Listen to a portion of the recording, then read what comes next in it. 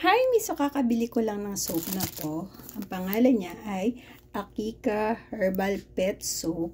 All natural ingredients daw to mga mi. And ang laki niya, oh. May libre pang brush, hair brush para sa ating mga alaga. Actually, pwede to kahit sa cats. Oh, di ba? Ang laki-laki niya, ng laking tipid. Ilan to? 200 grams. Ang laki niya talaga, as in. Or baka box lang. Let's see. Bango, ha?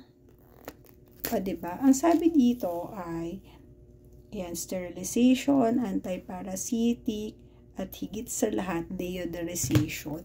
O, diba? Kasi yung mga pets natin, nagpapawis din yan. And bumabaho din yan sila. And hindi naman yan sila araw-araw naliligo.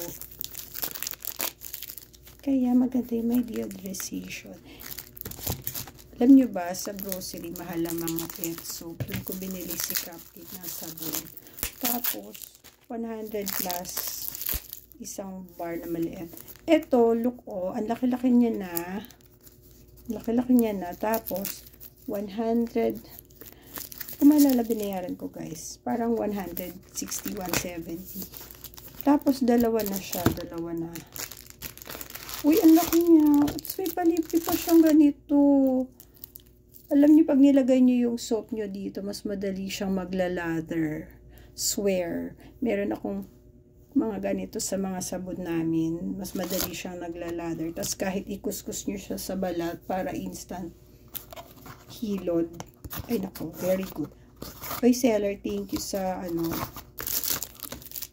Tapos parang glycerin base na rin ang kanyang soap. Oh. Ah, diba? Parang glycerin base na rin.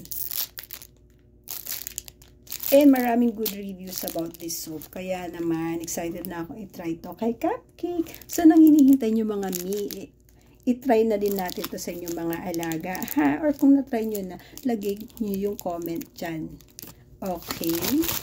Para everybody happy. And, kung bibili pa lang kayo at gusto nyo itry, ilalagay ko na yung link dyan sa comment or sa yellow basket. Get yours now!